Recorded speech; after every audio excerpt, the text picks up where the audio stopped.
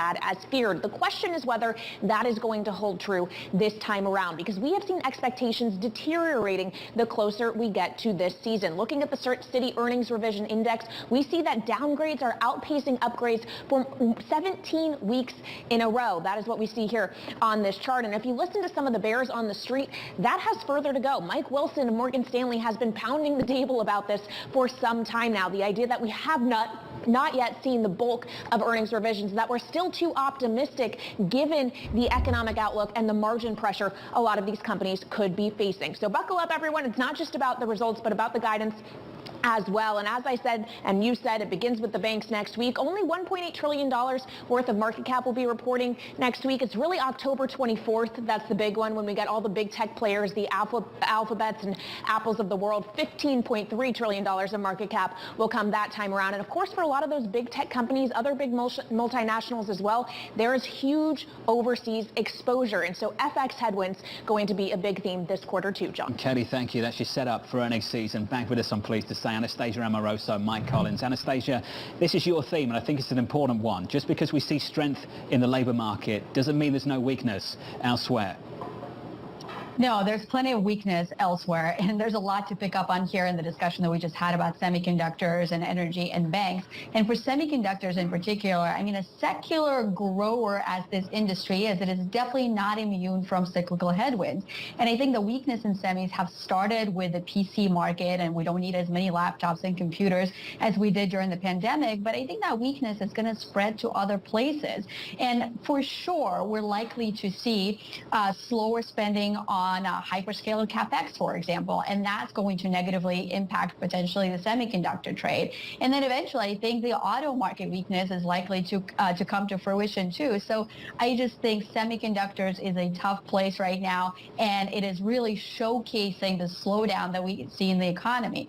So that's one thing I wanted to comment on. And then speaking of other places where we might see weakness is the banking sector. And full disclosure, I've liked this space for the soft landing scenario, but we have to kind of pivot away from the soft landing scenario given what the Fed is doing. And so one concern that I'll be watching for in this earnings season is what happens with delinquency rates, what happens with net charge-offs, are there any red flags that the banks are already seeing now, and most importantly, are they going to be provisioning for it? So my sense is most banks are likely to take a cautious approach, and instead of being a tailwind, which was this release of loan loss reserves, it's going to become a headwind because the banks will want to prepare for not a soft landing, but eventually a recessionary scenario. So those are the red flags, and energy, John, is a trade that we've liked all year and continue to want to buy on the pullbacks, and that view certainly has not changed. Let me just unpick the bank story. That's from the equity side. Mike Collins, I get a feeling you actually like it from the fixed income side of things. Mike, why is that? Yeah, there are a lot of sectors we like on the fixed income side, Jonathan, because again, if you look at the underlying fundamentals in the debt markets from a credit risk perspective, yeah, default rate expectations are going up, earnings expectations are coming down, margins are getting compressed, but are we going to have a big increase in defaults? Are the big banks going to default on their debt? Unequivocally, no, right? And are they, providing really attractive yields? Absolutely, yes. So there's a lot of fundamental value across different sectors. You look not only the banks, but Anastasia talked about the commodity space, the energy space, even the home builders, which are reporting pretty dire results recently in terms of cancellations. The auto companies are going through a cyclical weaker period, but fundamentally, they're actually in really good shape. So when the cyclical credit sectors are in good shape, that means default rates will not spike. That means high yield spreads where they are and investment grade spreads are probably close to fair value here. Part of the problem here, Mike, is you guys. You won't buy that debt. They've underwritten some deals and they can't spin off that debt at the yields that they thought they could maybe 6 months ago, 12 months ago. Mike Collins, is it a buyer's market finally in fixed income? On the rate side, it is, right? When that 10-year note gets close to 4%, where it's approaching today, I mean, the markets are pricing in, Jonathan, a funds rate of 4 5/8 by next summer. That's another 150 basis points of rate hikes and not a lot of cuts going out for 10 years. The funds rate that's priced in over the next 10 years is still close to 3.5, right? So I think it's a buy on the rate side. On the credit side, we are being a little more cautious. I think the credit markets are fair value. They're not cheap. I think there's a good probability they get cheaper, and we would be buying on that weakness. The last time we caught up, last payrolls Friday, I think you said by the 20-year. You like the 20-year. And Mike, the 20-year yield has climbed since then by a decent 30 basis points or so. Why was it that maturity on the curve, Mike, that gets your interest? I think the whole rate structure, basically twos and out are cheap right now. I mean, I think all these yields, Jonathan, are going to be 100 basis points lower in the next year or two. All right, that's a lot of capital appreciation on top of pretty high yields. The reason we like the 20-year is because it jumps out at you relative to the 10 and 30-year, and it's just this abnormally cheap security on the curve, and there's a lot of embedded alpha in that part of the curve. So I imagine you're expecting a break of the positive correlation we've seen between risk and the bond market. Anastasia, are you looking for the same thing to develop? And I wonder from your perspective why that would develop. Yeah, John, I think the fixed income markets are a lot more attractively priced than they were in the beginning of the year. And I would argue that they're more attractively priced than equities right now. I mean, I really kind of agree with Mike, for example, on the bank trade, is that while equities may not be the most interesting place to be in banks, if you look at what you can get in the fixed income part of it, I think it's absolutely spot on.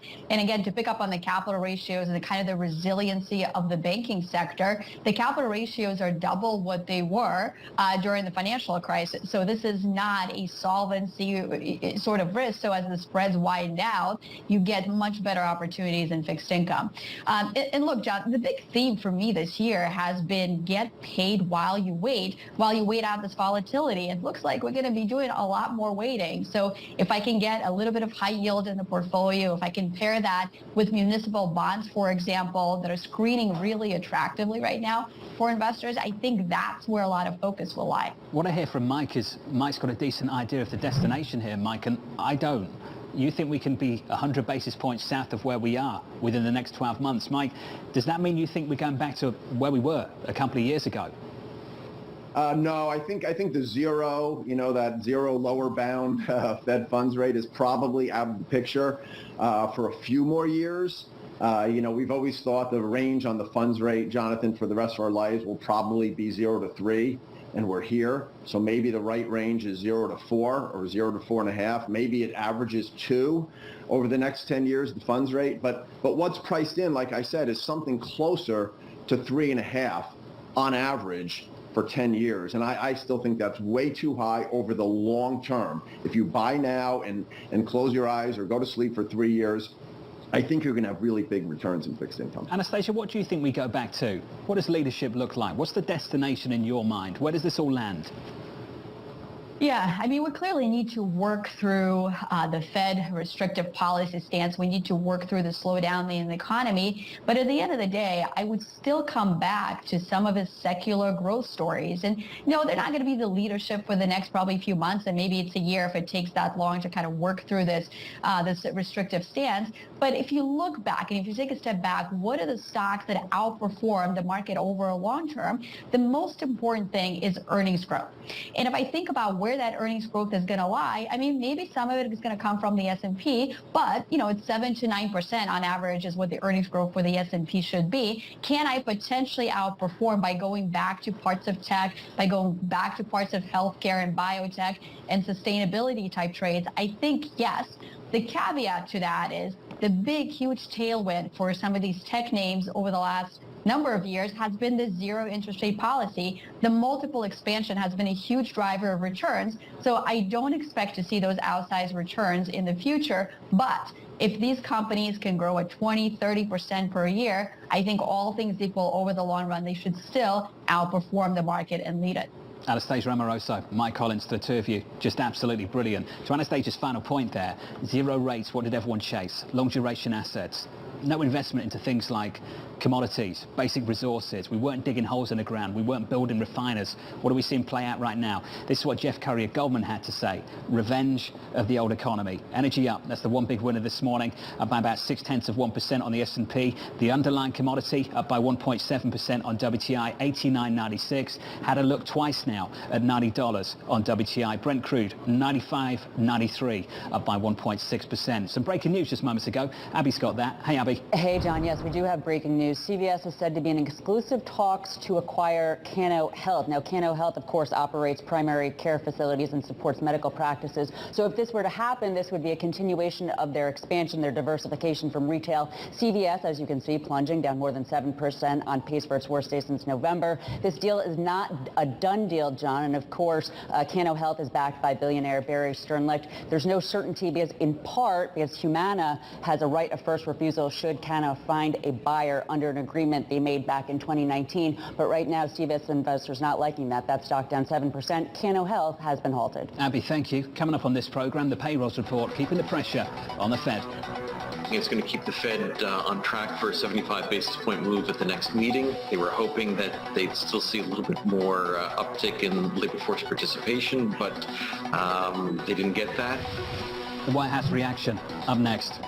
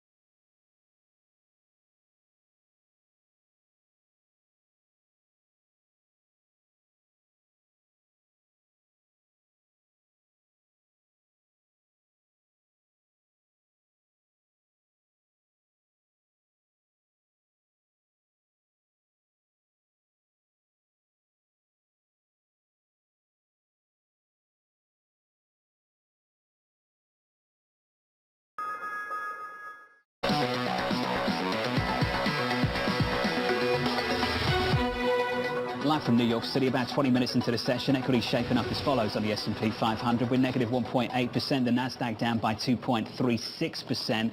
The gains in the S&P 500 through today and much of this week, just one pocket of the market, all about energy. Crude higher, up 2% on WTI, $90.24 on Brent crude, $96 and around about 20 cents off the back of the payrolls report in America. Joining us now on Bloomberg TV and radio, I'm Jonathan Ferro. We're joined now by U.S. Labor Secretary Marty Walsh. Walsh. Secretary Walsh, fantastic to catch up with you, sir. A robust labour market report. Rick Reeder of BlackRock called it solid. Here's my question for you, sir. You more worried about people losing their jobs or getting down inflation? I think we need to work on, we're worried about both, obviously. I don't want people to lose their job, but we need to continue to bring down the inflationary pressures that people have. Certainly, what OPEC made a decision on this week to do was not helpful to us. The president was disappointed. We're disappointed as administration, but we need to continue to bring down those pressures. I mean, I think that, I had a long conversation in my office today. I certainly don't want to see the unemployment number go up. I like to see people working. That's what the Fed is forecasting. Some people say that's the objective. How are you preparing for the pain that they're forecasting, and what can we do on the supply side when it comes to things like immigration? Well, on the unemployment, we were talking for the last 3 months about seeing those numbers go down, and in the year 2022, we've had about 440,000 jobs per month. We're still seeing 263,000 people going to work today. This month, I should say, last month, we're still seeing those numbers going on. So I think that that's something that is important, that we continue to put those gains. We still have job openings. People are still looking for work. Obviously, we'd like to see the participation rate a little higher. I mean, that number went down a little bit this month. I think 0.1%. So we have to see what's happening there. Clearly, the employee over the last couple of years is getting some leverage it hasn't had for a few years, a number of years, maybe even decades over their employers. You brokered a deal with unions in the last few months with freight rail companies, the 12 unions. I understand 4 of them have ratified the deal, Marty. Secretary Walsh, are you worried about the other 8? No, I'm not. I mean, they're out there explaining, when I say they, the union leadership now and the bargaining committees are out there explaining to the members what's in those contracts.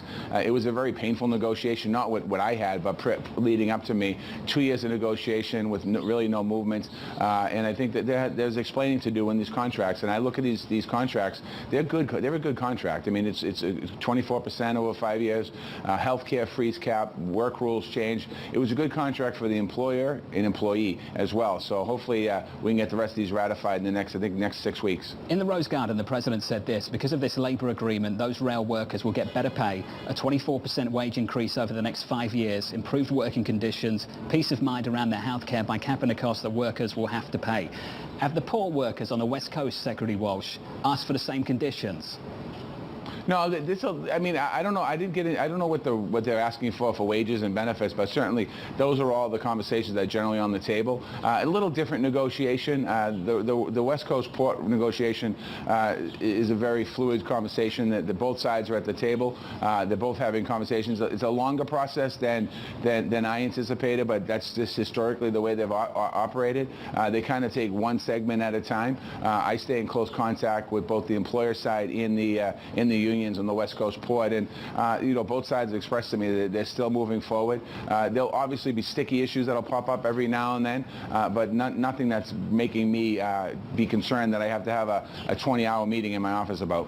What would make you concerned? Because you've seemed pretty relaxed about that over the last few months and through much of the summer. I mean, I think if I heard one side or the other side just kind of saying that they're not moving forward enough or quick enough, and there's really concern, I'd see it in their voice or hear in their voice, so they'd express to me. I've spent, before this negotiation started, I spent a lot of time out on the West Coast, both sitting down with the unions and sitting down with the employers. So in this case, I have a lot better relationship with the employers and the unions than I did in the rail. The rail was kind of all new to me. The union side, I knew who they were, but I really didn't know the leaders of the unions, and I certainly didn't know the rail companies because I wasn't familiar with them in my old job. But so having that relationship with both sides going in, it makes it a lot easier to navigate and try and help continue to move along. Secretary Walsh, if my memory serves me correct, I think the last time we did this on the West Coast was maybe 2014, and you can correct me if I'm wrong, but I'm just wondering, in previous experience, did it take this long?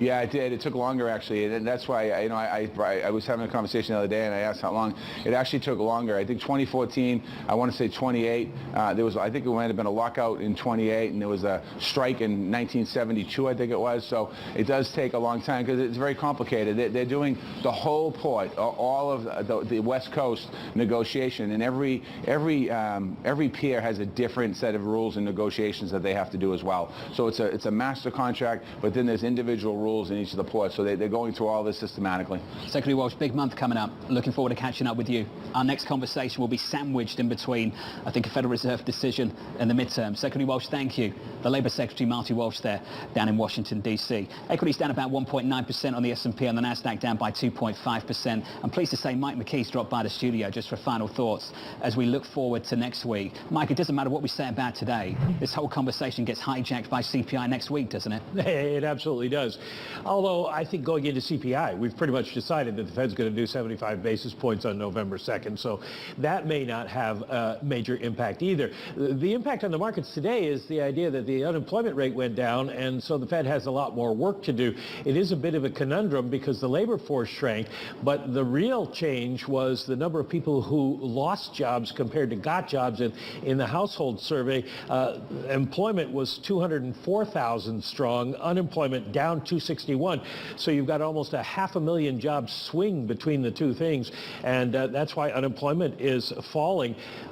The good news for the Fed, and maybe the markets are just kind of overlooking this, is that we are seeing participation drop, we're seeing unemployment drop, but we're also seeing average hourly earnings drop. They've sort of stabilized on a month-over-month basis, and that's brought them down on a year-over-year basis, and that would be good news for the Fed. And so maybe we should see things start to change in the markets. It's good news, bad news. Mike, I've confused myself all week. We're all confused. We're all confused. We're all confused. Mike McKee, thank you. The Fed speakers say they're not confused, and maybe we should take them at their word, or perhaps not.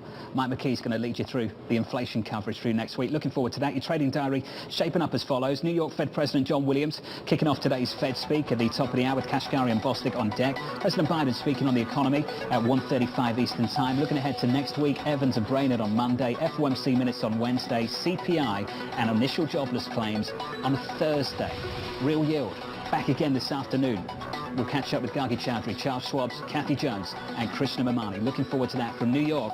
Thank you for choosing Bloomberg TV. This is Bloomberg.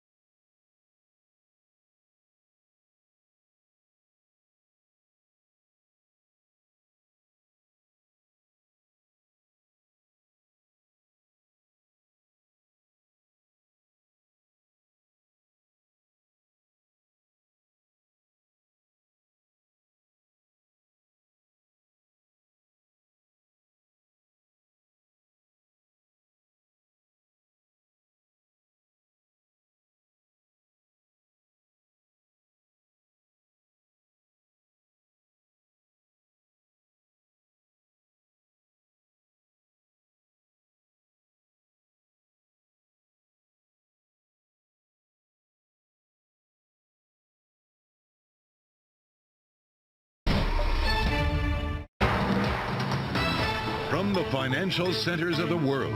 This is Bloomberg Markets with Alex Steele and Guy Johnson.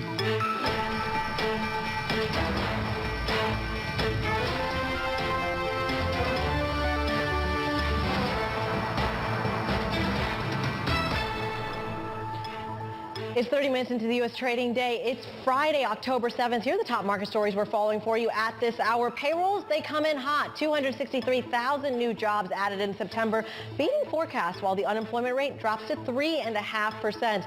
Meanwhile, risk, it pulls back. Stocks and bonds under pressure after a stronger than expected jobs report. It looks like good news for the economy, maybe bad news for risk assets. And chip demand taking a dive. Samsung and AMD reporting disappointing results within just hours of each other, stoking fears that the recovery may be farther than analysts and economists alike had hoped for. From New York, I'm Kriti Gupta with Guy Johnson in London. Alex Steele is on assignment. Welcome to Bloomberg Markets. Guy, it's fascinating to see this kind of equity reaction because in the last payrolls number, we did see this knee-jerk reaction where futures actually ended up flat on the day because of the job story. Today, we're seeing an even stronger indication that good news, well, it's bad news for risk. Yeah, but we are heading into the CPI report next week, so this just feels like a holding position, doesn't it? But the initial knee-jerk, as you say, is to sell stocks. Kriti, this feels like a hot number in so many ways. You've got unemployment down, you've got participation down. Those are indications that this is a labour market that is not easing up in any meaningful way. It is a stronger than expected jobs report. This is what we've been hearing from our guests.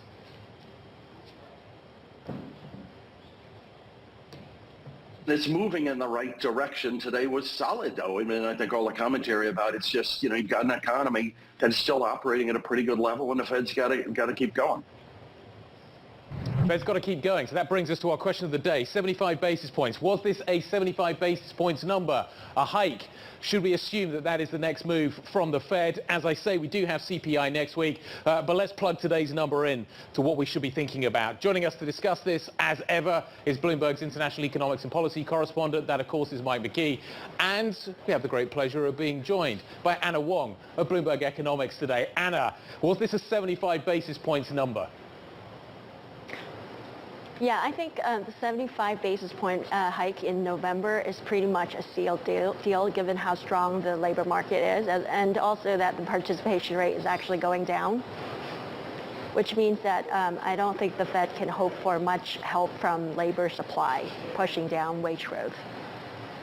Mike, hop on in here because I want to bring you in on about simply the margin of this number, 263,000. The estimate was 250,000. That doesn't seem like that drastic of a difference. Why is the market reacting so aggressively to that? Well, I think they're looking at the unemployment rate. That was unexpected, the drop. And when you look at the unemployment rate under the hood, it's kind of interesting because you had a big gain in employment and a big drop in unemployment, a swing of almost 500,000 workers between the two.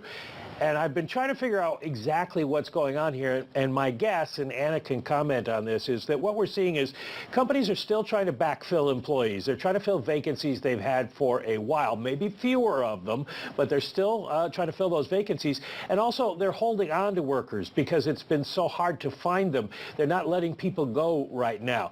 And so that may be a reason that we saw that kind of swing and the unemployment rate go down. In terms of the trajectory we're on here, Anna, how are you thinking about this? Does this number change anything about your expectations for how the labor market is evolving? Well, I think the labor market is definitely showing some cracks. So beneath that dropping unemployment rate, we do see that layoffs is happening in some sectors that had hired robustly over the pandemic. For example, you're seeing layoffs in warehouse, transportation, Wall Street jobs, and a lot of tech jobs. And that is showing, and I think over time, that will spill over to the rest of the economy. When you have less tech workers, you have less need for accountants to do their taxes, and just it's going to happen. This cooling in the labor market will happen eventually, and I think that what's driving today's report is really the contraction of the labor force, that we see prime age women dropping out of the labor force, and as long as the labor force is not increasing, this will make the Fed's job much harder because it just means that it's easier for the unemployment rate to continue to drop if the labor force is not increasing. Well, Anna, I want to follow up on that story, the labor force participation rate, because just a couple of months ago, the idea that more and more people were entering the labor force, the women in particular, that was a good thing. But now, do we still want that, or do we want them to perhaps, not women specifically, but just labor force participation broadly, to decline, to create more slack? What is the next step in an ideal future for the jobs market? In the ideal world, you want to see labor force participation increasing back to the pre-pandemic level, because and also you want those people to find the jobs, and so that there will be less labor shortage, and then wage growth would come down. But I think in a not ideal world, what you have is that those people are, willing to come back in, perhaps in the fall when we have another strand of COVID. We will have more women leaving the labor force to take care of sick family members. Right. Then that would just let the labor shortage to just continue, and that would continue to put pressure on wage growth. Mike, does this number tell us anything about the CPI print next week?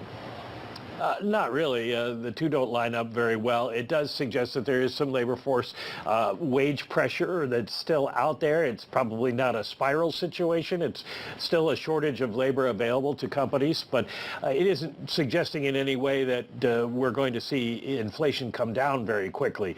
They're sort of operating independently at this point, which the Fed wants to see, but they're both still high.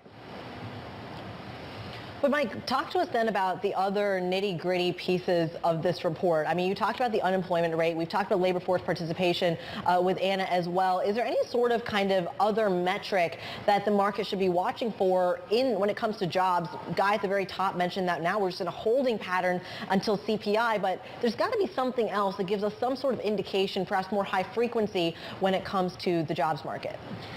Well, the high-frequency numbers are interesting to watch, but something like the unemployment claims is going to be a very lagging indicator in a world where companies want to hang on to workers as long as they can, and labor force participation isn't rising.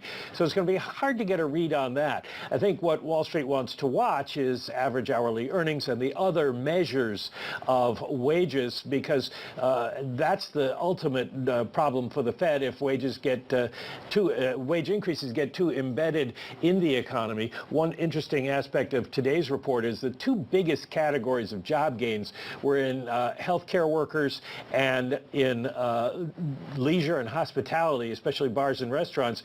It suggests that jobs that people didn't necessarily want to come back to are finally getting filled, and those are lower paying jobs. So that's going to bring down the numbers overall, and if that continues to happen, even if we see unemployment a little bit tighter, that would be kind of favorable to the Fed, put it that way.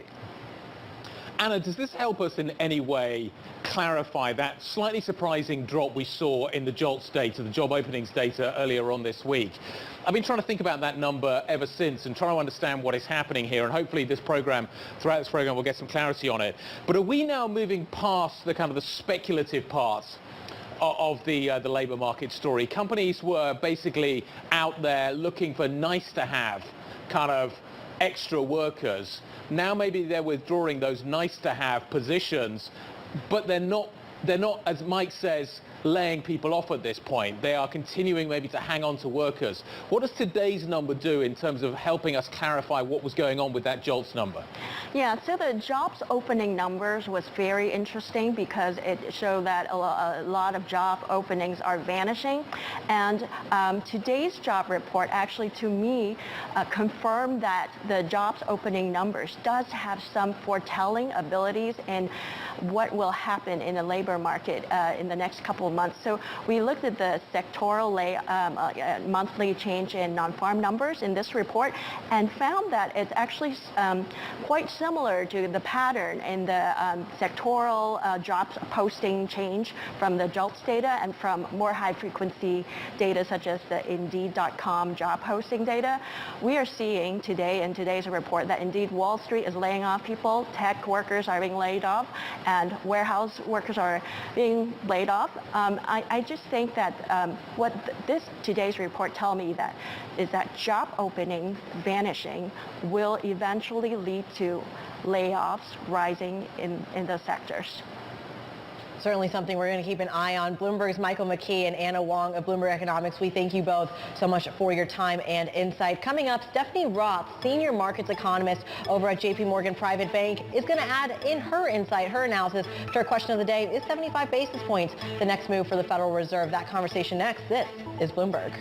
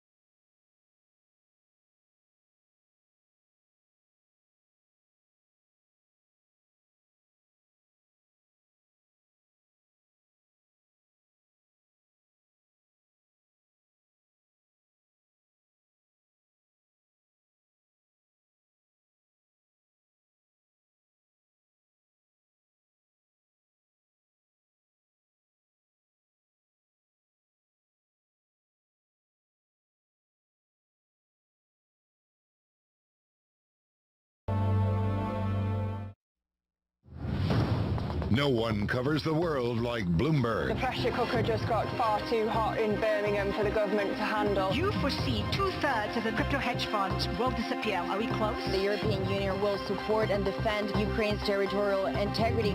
With unmatched reach and resources from more than 120 countries, the moment news breaks 24 hours a day. Bloomberg, your global business authority.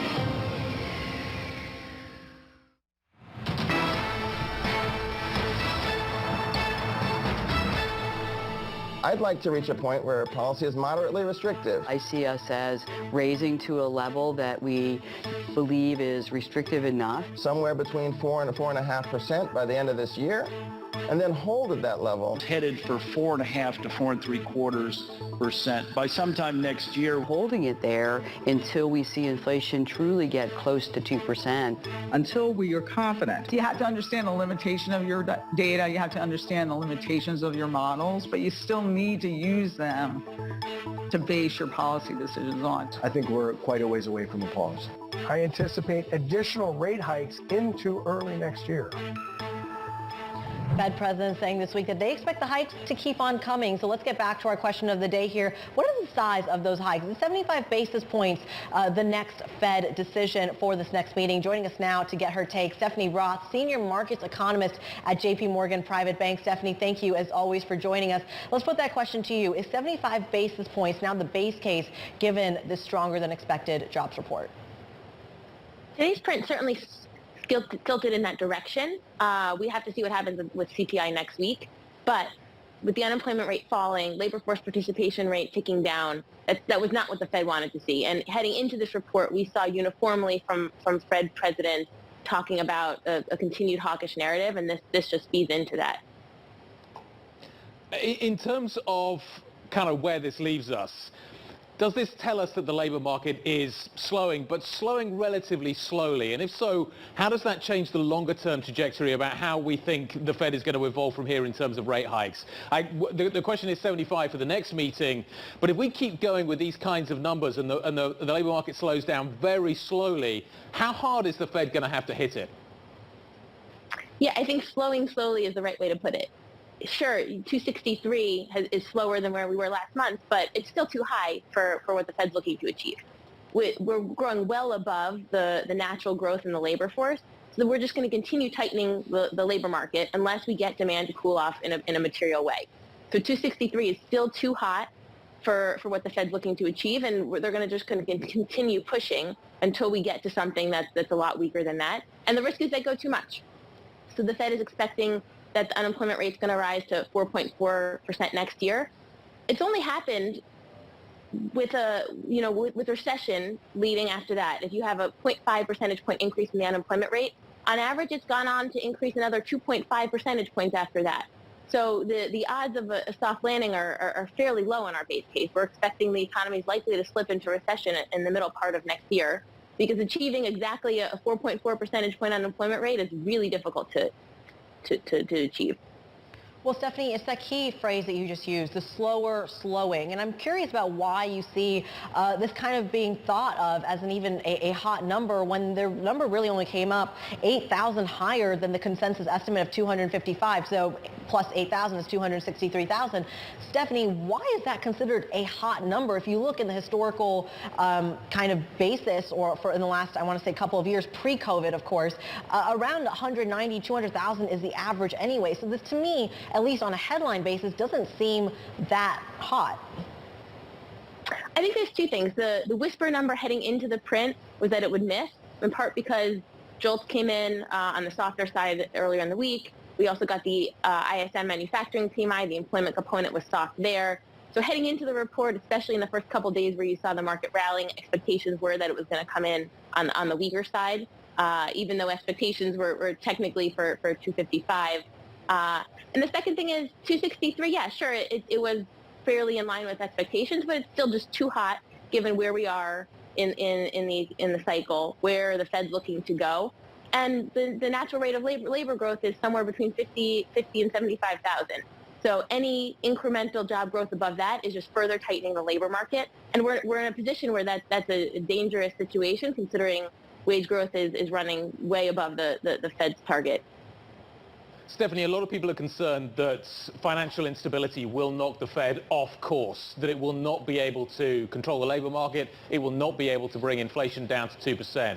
What are your thoughts on that? How determined do you think the Fed is to look through financial instability, and how much financial instability would be required to knock it off course? Yeah, the Fed's going to be looking at financial conditions in a really, really serious way. It's not looking to ease financial conditions at this point, so that's for sure. So if we see any easing in financial conditions, that's going in the opposite direction. If we see financial instability that is tightening financial conditions, then that's doing some of the job for the Fed for them. So it depends to some extent what type of financial conditions we're seeing alongside that. It's going to take financial conditions very seriously. So if we do see instances of significant financial instability, that's likely coming with a market that's weakening pretty significantly, and that's tightening financial conditions. So it kind of depends on how things play out. But at the moment, it's prioritizing the inflation side of the mandate over everything, certainly over the employment side of the mandate. But does that mean that things like quantitative tightening, though, are still going to be ramped up at the current pace, given that some of these financial conditions that you just outlined, but liquidity as well, is still becoming a concern? You had Chris Waller, for example, making comments about the illiquidity of the market just yesterday. He compared the idea of Treasury liquidity to the idea of pumpkin sales, for example, on Halloween versus November 1st. I'm curious, though, Stephanie, if you share that kind of sentiment when it comes to liquidity in the markets and how the Federal Reserve should approach it. Yeah, liquidity is quite poor in the market, so that's certainly a concern for the Fed. But as of now, they're going to continue quantitative tightening. It's a policy tool that's going in the background. They want to continue to ramp down the balance sheet. They'll likely only stop that at some point next year when they're actually pivoting policy, unless we really see a significant change in terms of financial conditions. And as of now, it's not overly concerning, even though it's something the Fed is absolutely looking at. Stephanie, great to catch you up. Thank you very much indeed for joining us post the payroll number. Stephanie Roth, Senior Markets Economist at JP Morgan Private Bank. As we've been talking to Stephanie, John Williams of the New York Fed has been speaking. Let me just bring you a taste of what he's been saying. The rate hike pace and how high rates go hinges on the data. We are data dependent. The Fed needs to raise rates to around 4.5% over time. I'm wondering how that first line and that second line fit together. We're data dependent, but the Fed needs to raise rates to around 4.5% over time. That seems a very specific target if you are data dependent. I just flagged that for interest. The Fed is focused on getting inflation back down to 2%. Yep, sees inflation coming down significantly next year. The US growth is slowing, but he expects it to be positive in 2023. So we're not going to get the recessionary story that some people are predicting for the US. We're going to pivot off that. Up next, we're going to be speaking about cannabis-centric ETFs. I'm not sure how we make that pivot, but pivot seems to be the word of the day as ever. ETFs, cannabis ETFs hitting highs. This after, of course, the president moved towards decriminalizing marijuana. Details to follow. This is Bloomberg.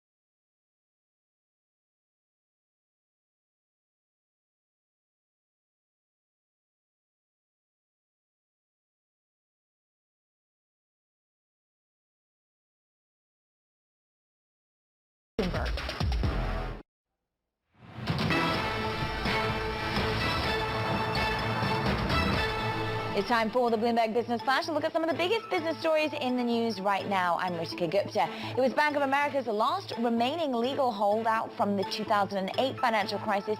B of A has agreed to settle claims by bond insurer Ambac Financial regarding residential mortgage-backed securities for more than $1.8 billion.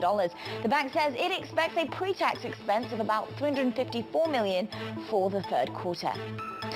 It's a show of financial strength for Credit Suisse after days of concern about the bank's solidity. The Swiss lender announced a cash debt buyback worth about $3 billion. Credit Suisse remains locked in turmoil just weeks away from the announcement of a major strategic review. The bank shares have lost more than half their value this year. And Adidas has put its relationship with designer and hip-hop star Kanye West under review. There's been growing acrimony between West and his closest corporate partner over how the Yeezy line of sneakers is managed. There's one estimate that it makes up as much as 8% of Adidas sales. And that is your latest Business Flash. Gritty?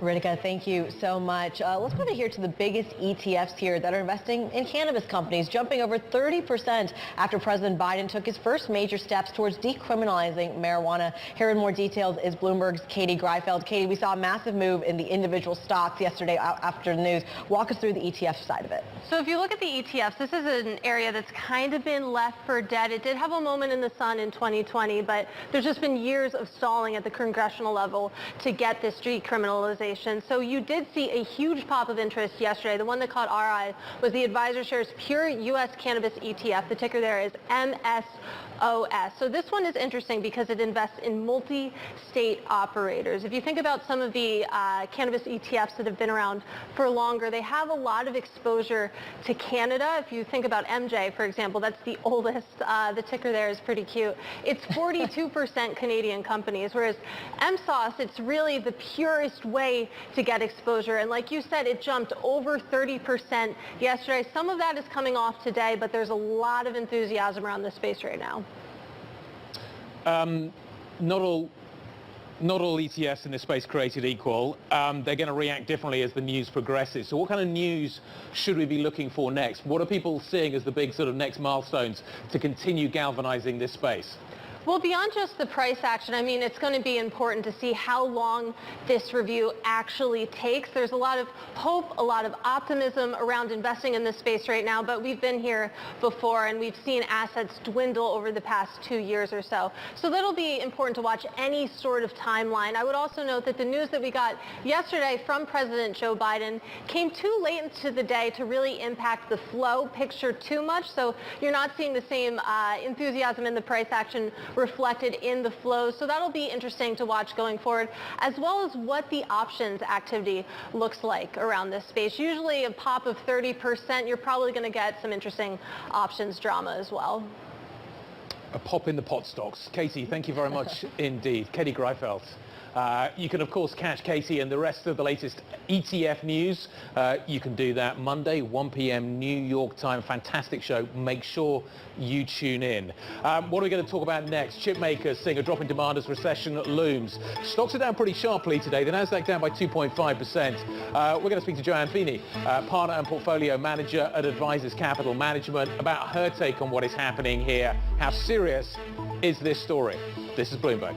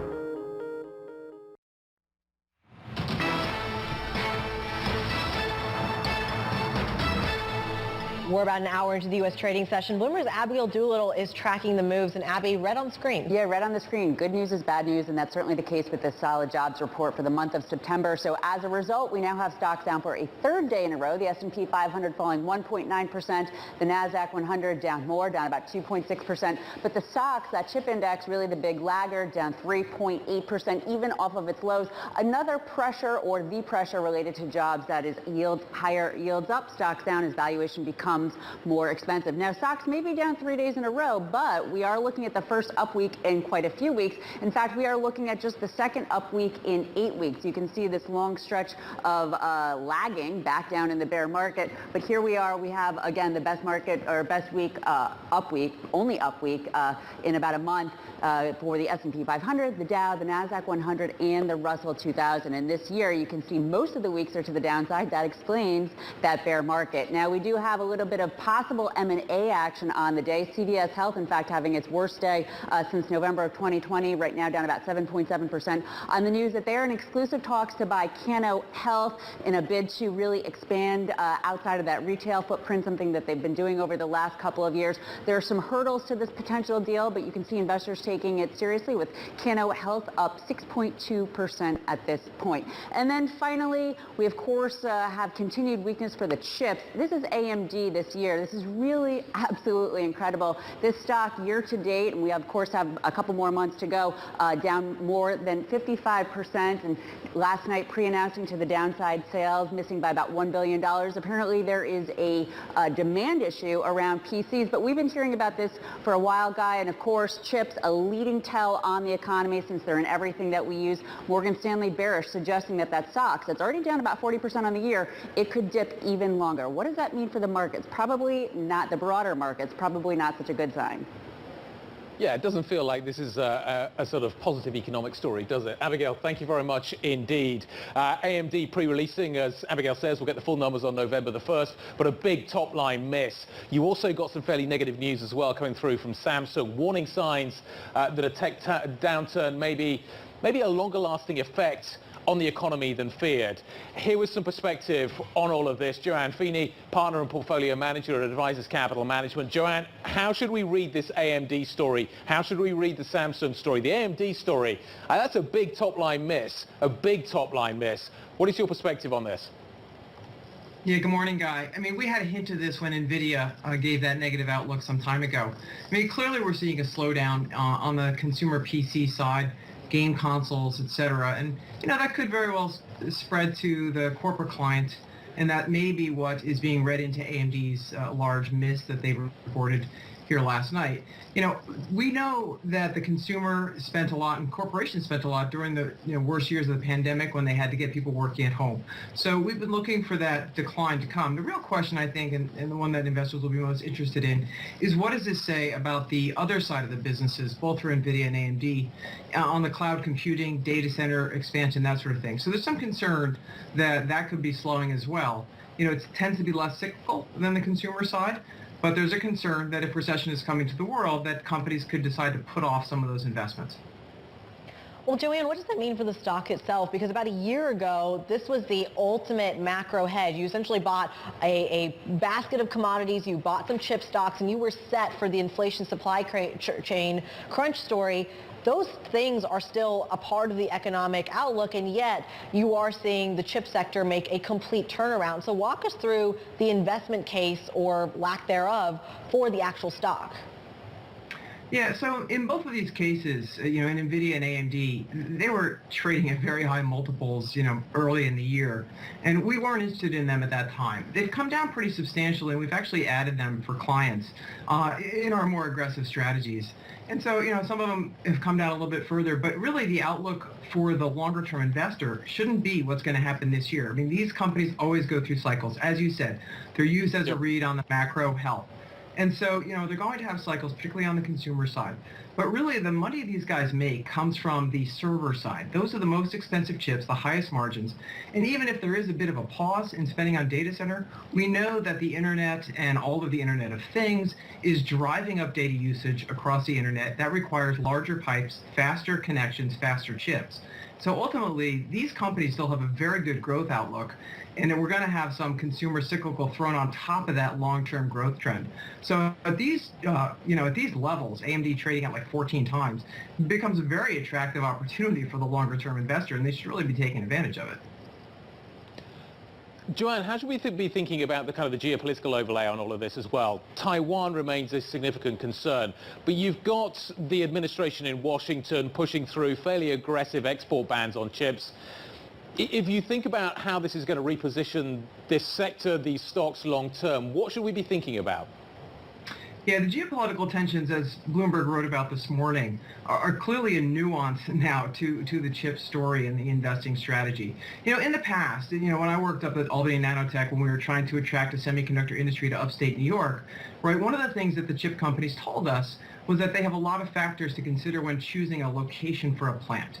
And that always included geopolitical risk as well as seismic risks, water supply, grid supply, etc. And so now what we're seeing, though, is governments start to get involved, with China-Taiwan tensions being first and foremost among the drivers of that. And so I think, we're going to see over time more diversification in manufacturing plants. We're going to see some excess capacity, but for companies, that's going to be offset by these subsidies that we're receiving that will reduce their depreciation costs. So overall, we're going to see, I think, more diversification, but it is going to take some time, just as it did in upstate New York. Years are required to build the industrial infrastructure surrounding a chip fab. Now, fortunately, we already have a lot of chip fab industrial infrastructure in this country, whether it's Arizona, upstate in Portland, in Washington State, and now, with Intel moving into Ohio, that's going to be created there. And then, of course, in upstate New York, where Micron just announced that they're going to build a fab around Syracuse. So we actually have a good start in this country. It's not going to take as long as some people may think to bring more manufacturing capacity here. But Joanne, that manufacturing capacity is still going to take years on years. I think we're talking about like a 10-year time frame before that becomes fully operational and fully able to actually produce at capacity to make up for some of the output that is perhaps coming or not coming out of China and Taiwan. But I'm curious about what happens in the meantime, in the shorter/middle term. How do we make up for the lost supply? Yeah, Kriti, I mean, that's exactly the question, and it really hinges on whether sort of the worst case scenario happens, whether China invades Taiwan, right? And I'm not a geopolitical expert. I'm not going to hazard a guess on that, but that's clearly the risk that could disrupt supply. And you're right. The TSMC's plans to expand in Arizona, that's going to come up and be running in 2 years, so that's a start.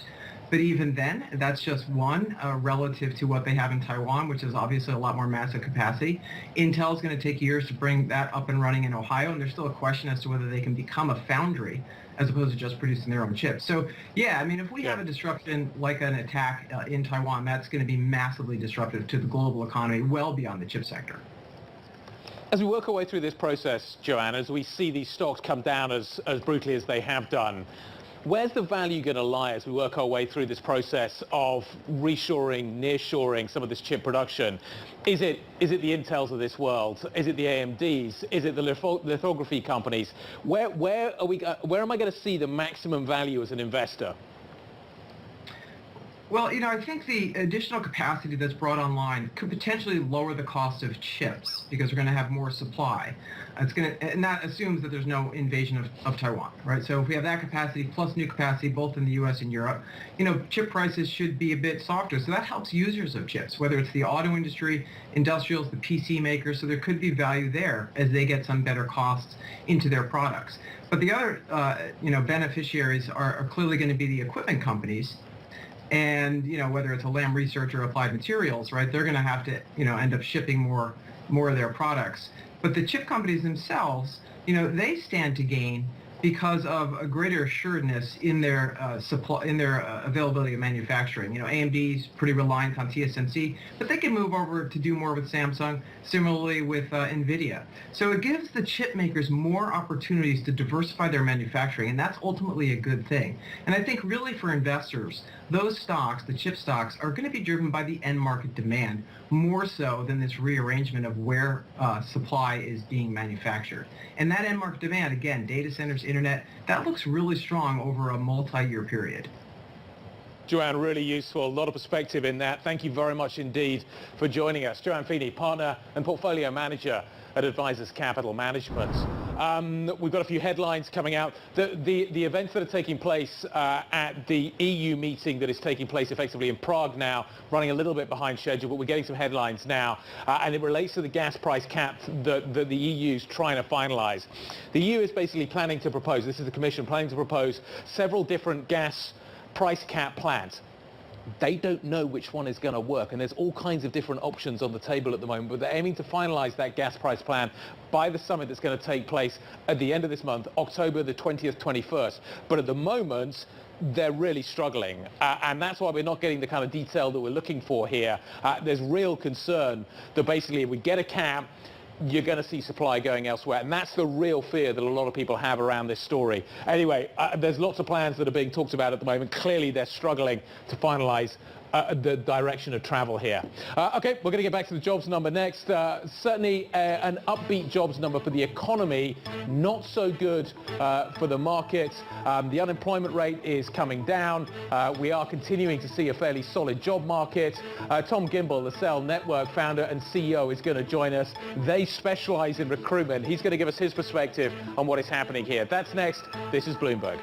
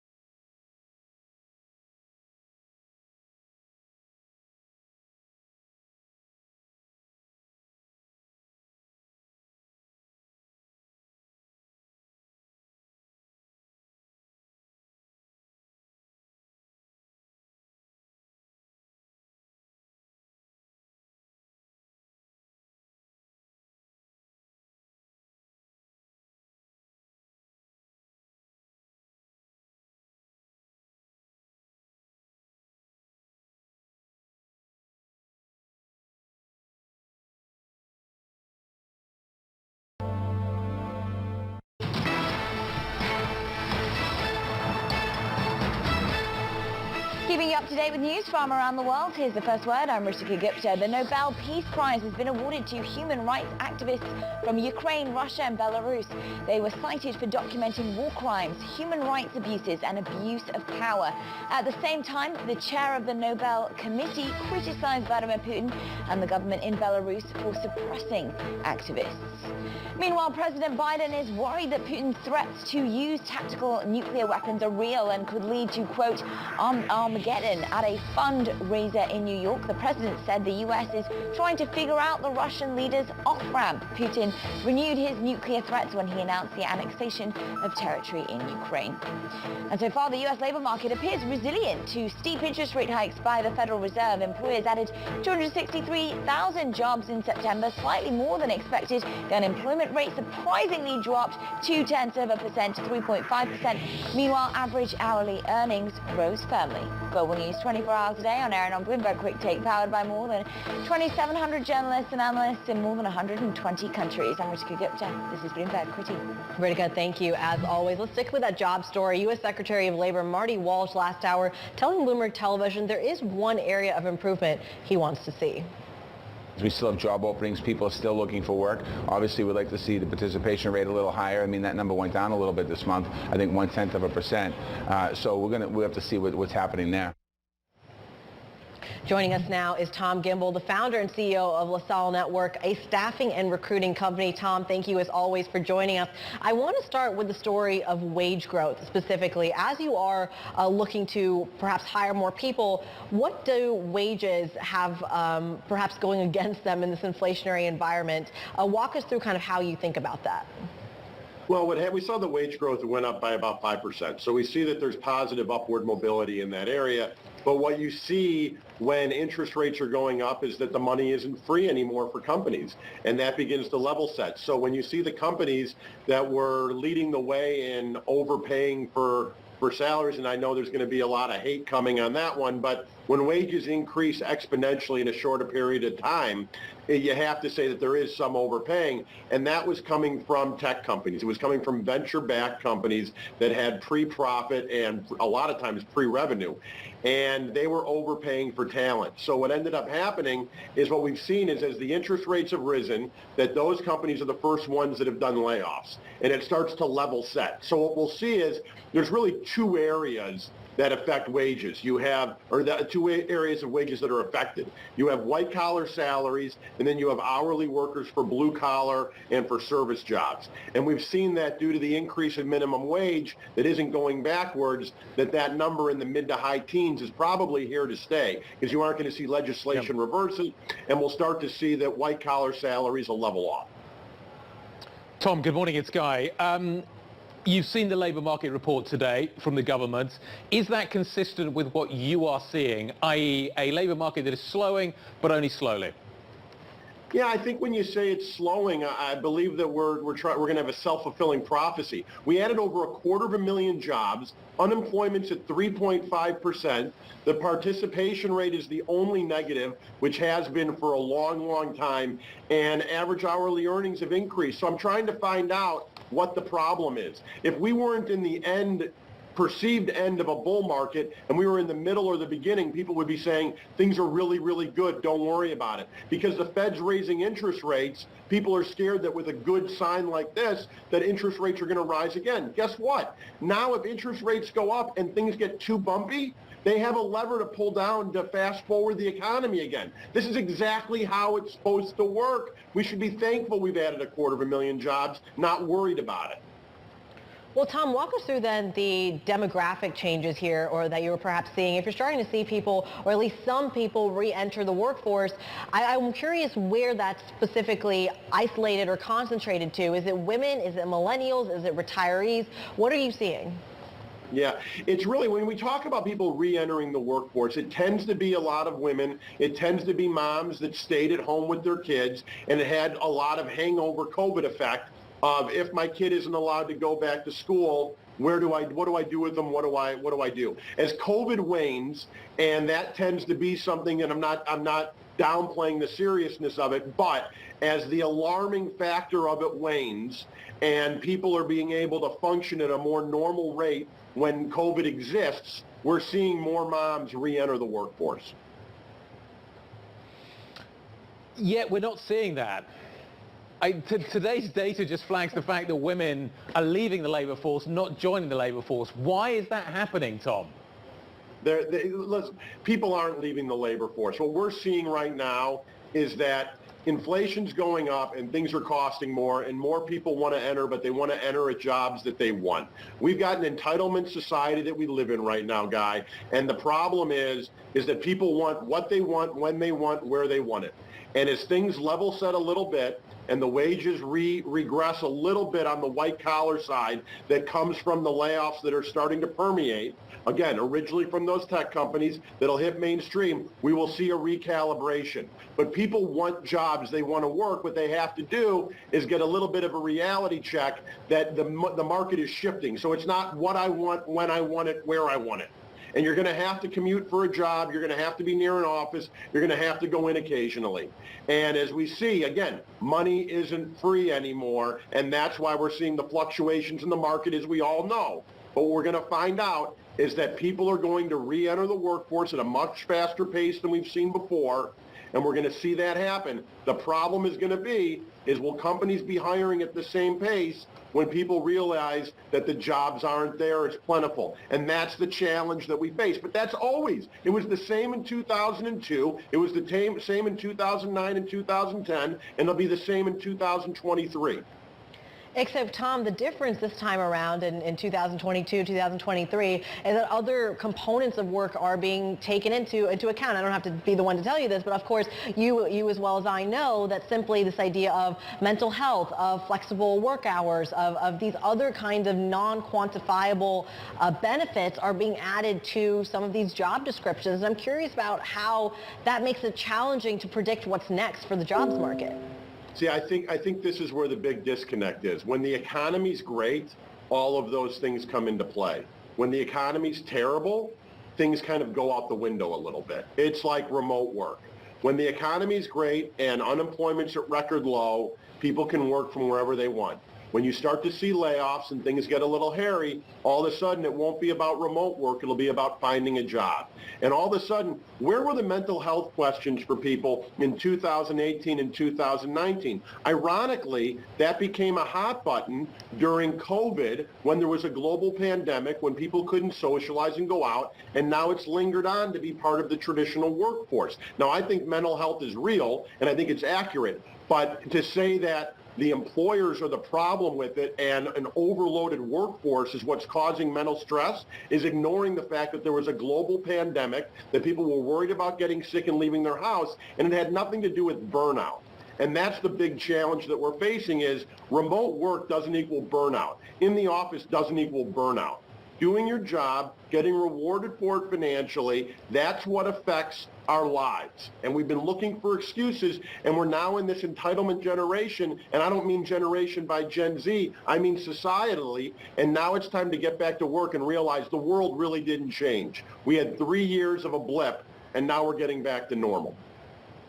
Yep. We're still climbing the participation ladder. We're definitely not back to where we were before. It's going to be interesting to see how incrementally that story changes. Tom, great to catch up. Thank you very much indeed. Were people unhappy in 2019?